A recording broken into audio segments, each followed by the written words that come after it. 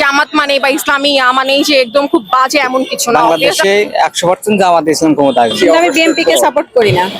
জাতীয় নির্বাচনকে সামনে রেখে একটাই প্রশ্ন, সাধারণ মানুষ কাকে ক্ষমতায় দেখতে চায়?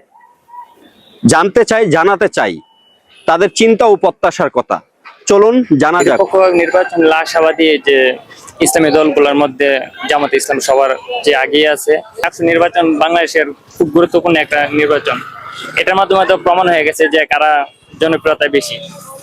বিপুল ভোটে সাদিক জয়লাভ করলো। এতে আশাবাদী যে জামাত ইসলাম বাংলাদেশ সরকার গঠন করার সম্ভাবনা সবচেয়ে বেশি। বাংলাদেশের সুষ্ঠু ভোট, তা প্রত্যেকটা মানুষ যদি ভোট প্রয়োগ করতে পারে, বাংলাদেশে 100% জামাত ইসলাম ক্ষমতা আসবে।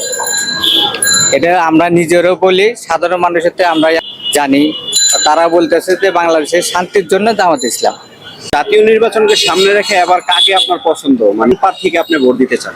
জামাত ইসলামকে ভোট দিতে চাই। কেন জামাত ইসলামকে দিতে চান? কেন জামাত ইসলাম ঘুষ খায় না, দুর্নীতি করে না, ভালো সমাজে কাজ করতেছে। আর বর্তমান যারা দেখতেছে দুর্নীতি, চাঁদাবাজ সবগুলো তো করতেছে বিএনপি। বিএনপি তো চাই না, বর্তমান চাই হচ্ছে জামাত ইসলামকে। ইনশাল্লাহ জামাত চাই। কেন চান? ওনারা চুরি মাজা নাই, বাটপারি মাজা নাই, ডাকাতি মাজা নাই। বিএনপি কে সাপোর্ট করি না। আমি এমনি সাপোর্ট করি সবসময় ছাত্র জনতাদের।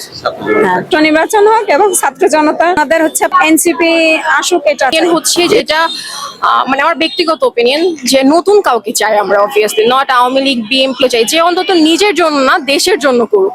আর সেকেন্ড হচ্ছে যেটা আমার মনে হয় যে এই যে লং টাইম 15 বছর 20 বছর ধরে এক একজন রাজত্ব করে, এটা করা ঠিক না। 5 বছর থাকবে, নতুন কেউ আসবে, এর জন্য দেখা যাবে সে নিজের জন্য একটু হলেও করবে, দেশের জন্য একটু হলেও করার চেষ্টা করবে। লং টাইম থাকলে দেখা যায় যে সে নিজের জন্য এত অ্যাসেট গড়ে ফেলে যে দেশটা পুরো খালি হয়ে যায়। আওয়ামী লীগ চলে গেছে, পরিবর্তন আসছে দেশ আলহামদুলিল্লাহ, নিজে অনেকটা ব্যক্তি স্বাধীনতা চলে আসছে। ইনশাল্লাহ আস্তে আস্তে আমরা দেশকে আরো ভালো কিছু করব মাশাল্লাহ। তো আসলে এমন না যে জামাত মানে বা ইসলামী মানে যে একদম খুব বাজে এমন কিছু না। অবভিয়াসলি আমাদের মুসলিম কান্ট্রি, মেয়েদেরকে স্বাধীনতা বজায় রেখে চলতে হবে। একটা মেয়ে মানুষকে একটা বাউন্ডারির ভিতর থাকতে হবে। একটা মেয়ে রাত 2টা-2টার সময় তার একা চললে সেটা তো জামাতেরও দোষ না, নট আওয়ামী লীগ বা বিএনপি কারোরই দোষ না। এই ছিল সাধারণ মানুষের সরাসরি মতামত।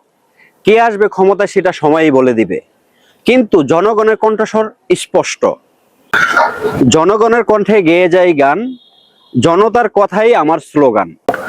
পরবর্তী ভিডিও পাওয়ার আগ পর্যন্ত ভালো থাকুন, সুস্থ থাকুন। আল্লাহ হাফেজ।